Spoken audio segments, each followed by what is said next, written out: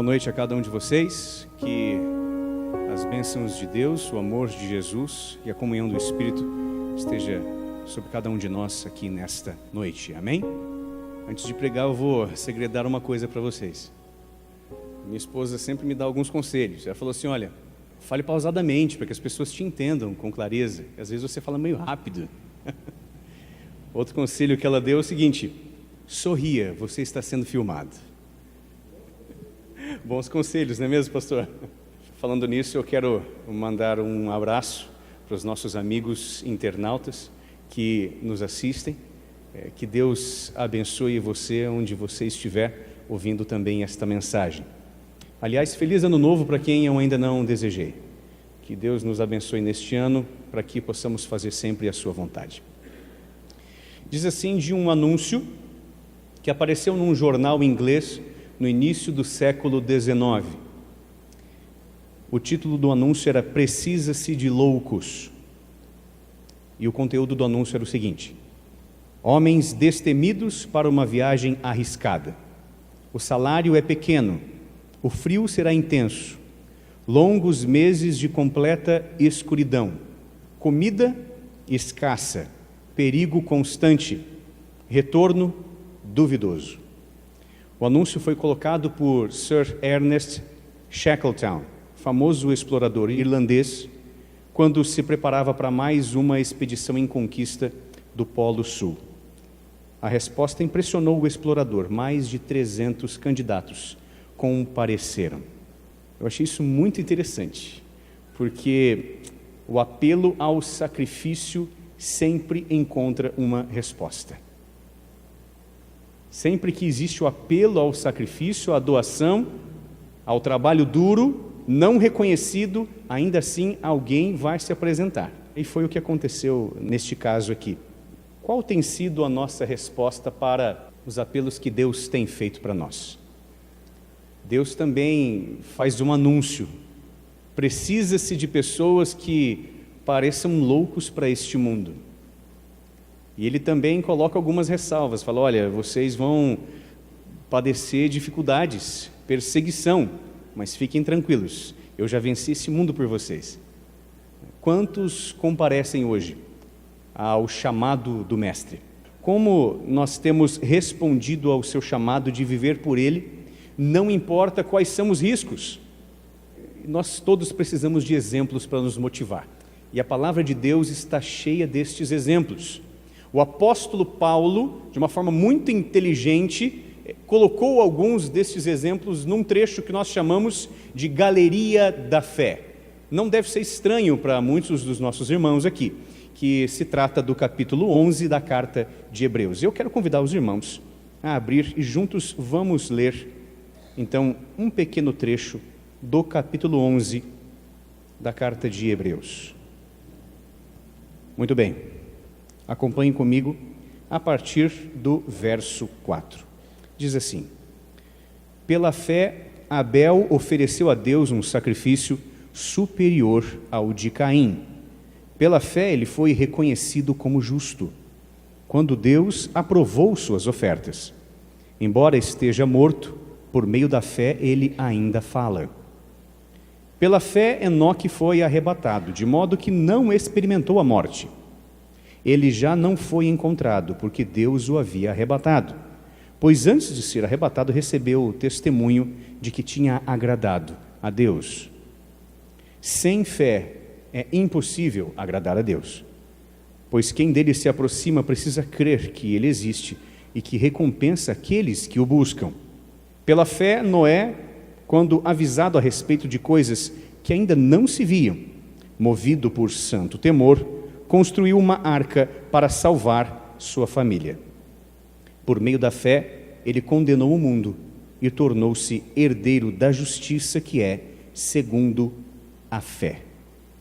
E vamos parar por aqui. Este capítulo é recheado de histórias maravilhosas, de personagens que impactaram o rumo da história, porque eles decidiram em algum momento de suas vidas viver de forma diferente. Porque em algum momento eles decidiram andar ao lado de Deus, seguir sua vontade. E Paulo faz uma retrospectiva destes personagens, e nós vamos nos ater apenas a estes três: Abel, Enoque e Noé, de forma cronológica. E vamos relembrar os passos de cada um deles, porque nós reconhecemos que esses três homens foram homens de verdadeira fé. Foram pessoas que deixaram de lado as suas próprias vontades, a sua própria inclinação, a inclinação para o mal. E apesar de estar lutando dia após dia com tendências pecaminosas, ainda assim eles obtiveram vitória. Se nós formos definir o que é fé, nós vamos ter dificuldades. Contigo, no seu coração, você tem certeza do que é fé? Você consegue exprimir isso de forma fácil, através de palavras? Muitos se confundem sobre o que é fé. Muitos têm dificuldades em reconhecer o que é crença, o que é torcida, o que é fé. Eu vou dar alguns exemplos aqui para vocês. Abre aspas. Pode deixar, eu tenho fé de que você vai ter o que você merece. Fecha aspas. Já ouviram uma frase assim? Alguém desejando a você vingança, e a pessoa diz que tem fé que isso vai acontecer. Eu diria que isso não é fé, não é verdade? A pessoa está torcendo pelo seu mal e chama isso de fé. Não é curioso como nós queremos usar coisas que são de Deus para as nossas próprias vontades? Outro exemplo, abre aspas. Eu tenho fé de que o Inter será campeão, fecha aspas. A pessoa está torcendo por algo e chama isto de fé. Olha outro exemplo. Eu vou fazer uma fezinha na Mega Sena. É virada, vai que eu ganho alguns milhões. Isto é fé? Será que é possível conciliar fé com algo que nós reconhecemos que é indevido para um cristão, que são os jogos de azar? Outro exemplo também. Eu não vou à igreja, eu não devolvo dízimo, eu alimento vícios, mas eu tenho muita fé. Já ouviram gente falar isso? Eu já ouvi algumas vezes.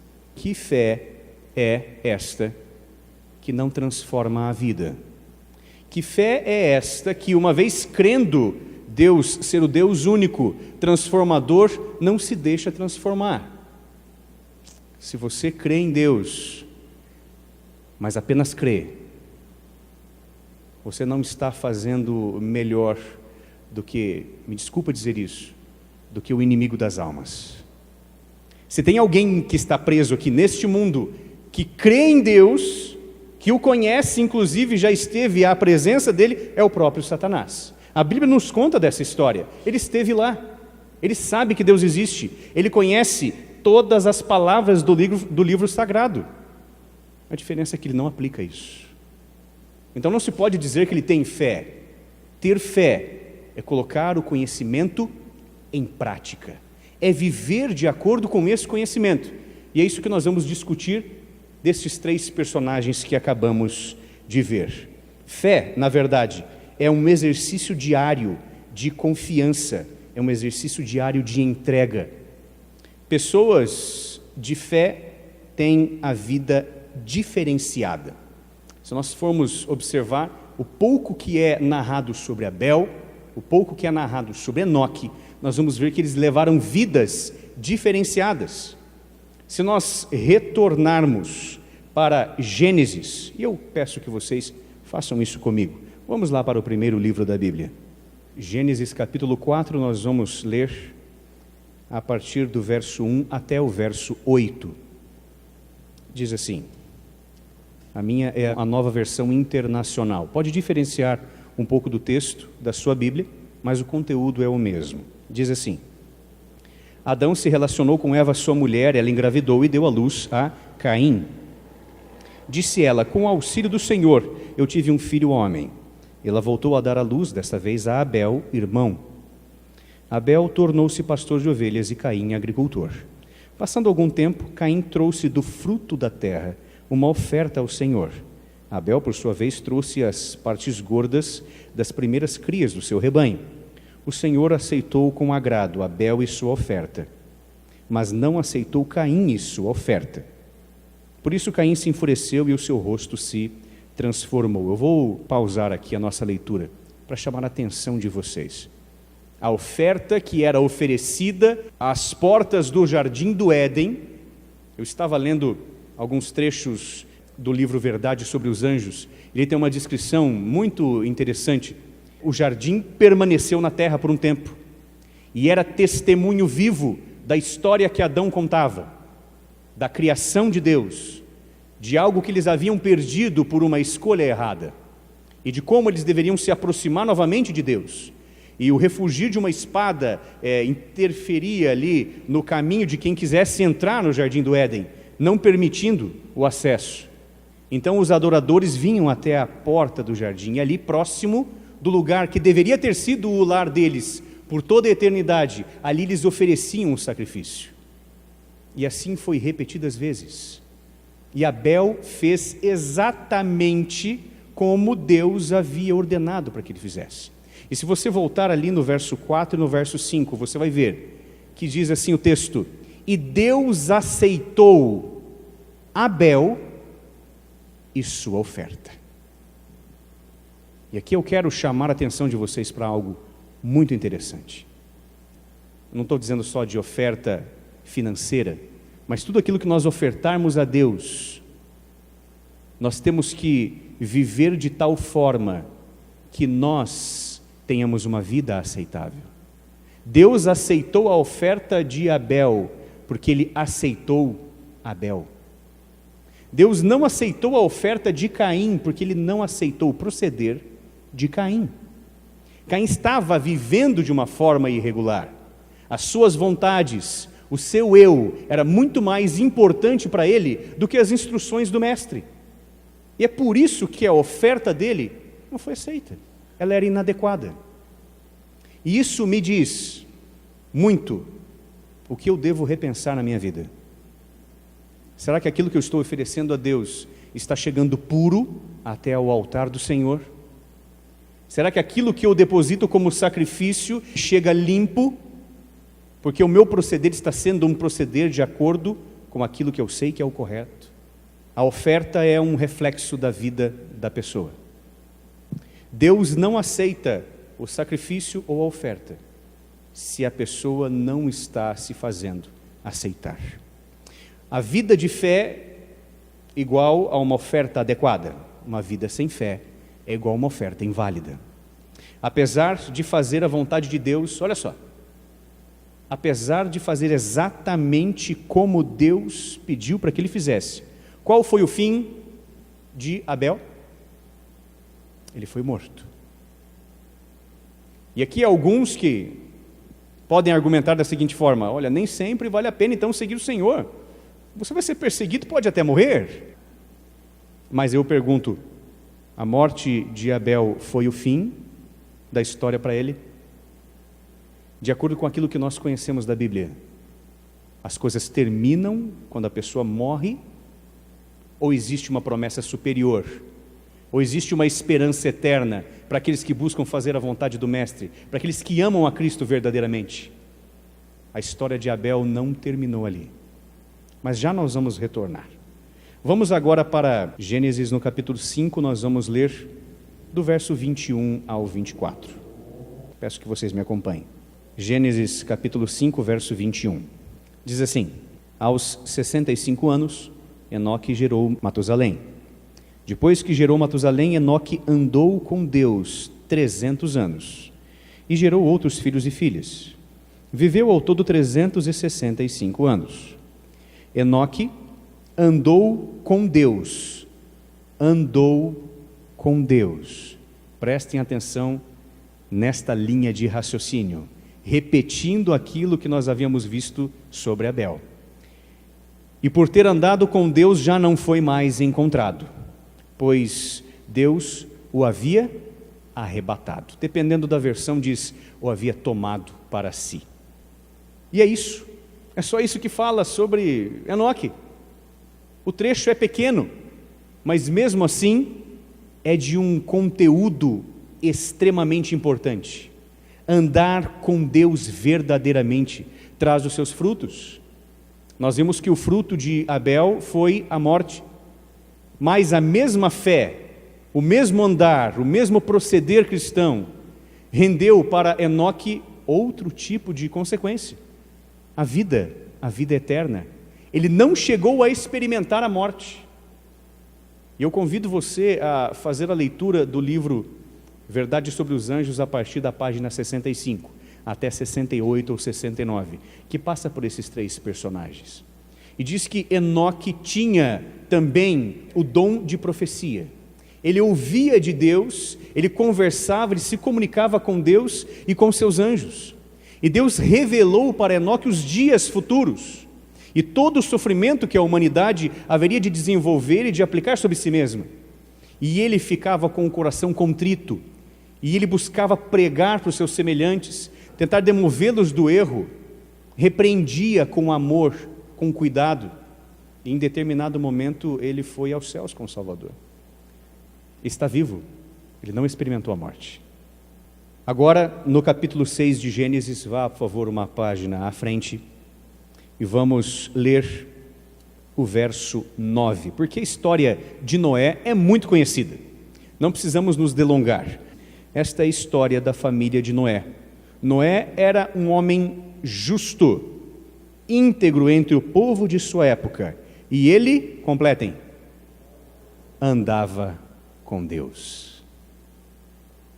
3 homens diferentes, mas o mesmo proceder. E que nós podemos recapitular e aprender várias coisas da história de Noé. Só a história de Noé dá uma semana de oração.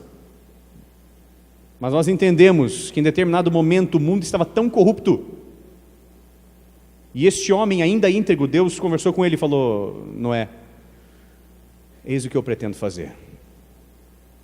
Eu estou me sentindo mal com a criação, está tudo tão ruim que eu vou ter que interferir na história da humanidade. Eu preciso colocar o dedo na história, mas você tem uma missão, e a sua missão é, enquanto constrói uma arca, você vai pregar, você vai chamar, você vai tentar chamar gente, convencê-los de que eles precisam mudar o caminho, de que não é assim o proceder, de que vai cair água, mesmo que nunca tenha caído antes, de que eu vou destruir o mundo e que vai haver esperança para quem aceitar minha palavra. E este homem por 120 anos pregou para a mesma congregação. Aqui nós temos alguns pastores jubilados conosco. E eu imagino, eu não sei porque eu não vivi, nunca fui pastor, não tive essa experiência, mas eu imagino que ter uma congregação que você prega e você vê que não adianta, deve ser algo frustrante. Deve dar um desespero, porque o pastor ama as ovelhas, quer chamá-las ao reduto. E este sentimento que Noé teve por 120 anos é apenas uma fagulha daquilo que Deus sente por toda a humanidade. E Ele tem nos chamado há mais de 6.000 anos. Agora que nós já vimos o proceder desses 3 homens, e nós sabemos a história de Noé, ele fez a arca, ninguém, a não ser sua família, entrou, zombaram dele, atrapalharam a sua pregação, mesmo descendo um anjo, fechando a porta da arca, ainda assim não creram, permaneceram zombando até que as águas subiram. Você sabe, você conhece a história. Mas eu quero estudar contigo aqui 3 vidas semelhantes e ao mesmo tempo muito diferentes. Um deles viveu pela fé e foi morto, o primeiro mártir da história. Outro deles viveu pela fé e não chegou a experimentar a morte. E o terceiro deles teve 120 anos de espera de trabalho duro e teve que aplicar tudo aquilo que ele tinha. Ele teve que pagar funcionários do bolso, ele teve que comprar material de construção, ele teve que vender os seus bens. Eu fico imaginando a família em determinado momento protestando: mas pai, o senhor vai vender nossa propriedade? Nós vamos ficar sem herança, pai. O que nós vamos fazer agora? E o pai dizendo: filho, confia. Confia, porque quem disse isso não pode mentir. Quem me segredou essas verdades está sempre certo. Fica tranquilo. E sabe, quando Noé e sua família saíram da arca, Eles eram herdeiros do mundo todo. Não havia cercas para eles. O terreno deles era até onde a vista poderia alcançar. Então, viver pela fé, irmãos, pode trazer consequências diferentes, mesmo que a fé seja semelhante. Ou vocês podem graduar a fé de um desses três aqui como maior de um do que a do outro. Isso é impossível. Nós sabemos que os três tiveram vidas de comunhão. E sabe, algo grandioso assim não acontece da noite para o dia. Uma pessoa não decide seguir a Deus e amanhã está enfrentando o mundo. Isso requer uma vida, isso requer um proceder, isso requer rotina de entrega, rotina de comunhão. E é por isso que eu disse para vocês que este trecho da palavra de Deus me pegou no contrapé. Porque eu sei que hoje não é fácil levar uma rotina. Hoje não é fácil permanecer sempre irredutível ao lado de Deus. O inimigo vai evoluindo as suas artimanhas e as suas armadilhas. E vez ou outra acaba nos pegando e nós caímos. Não que estes homens não tenham pecado, com certeza na história deles, eles devem ter cometido pecados, porque nasceram já com a natureza pecaminosa. Mas sabe, permanecer em pecado é de forma deliberada dizer a Deus: eu não quero ser um grande herói da fé. Eu não quero viver como esses homens viveram.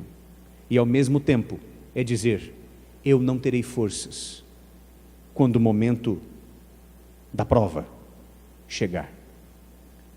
Ter a fé de Abel significa ser mal compreendido, humilhado, perseguido e martirizado. E isso acontecerá com algumas pessoas nos momentos finais deste mundo, na grande tribulação, uma dificuldade sem fim, tamanha, que diz a palavra de Deus, que se aqueles dias não fossem abreviados, não teria quem suportasse. Ter a fé de Enoque hoje significa não se deixar influenciar pelo mundo. Ter a fé de Noé significa hoje suportar a pressão, pregar para os céticos, aplicar os seus recursos naquilo que parece ser humanamente impossível. Qual é o seu tipo de fé?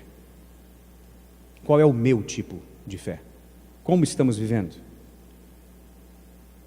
Você já ouviu alguém dizer assim: olha, fulano de tal estava doente, e a igreja orou, mas acho que nós não oramos com fé, porque o fulano faleceu.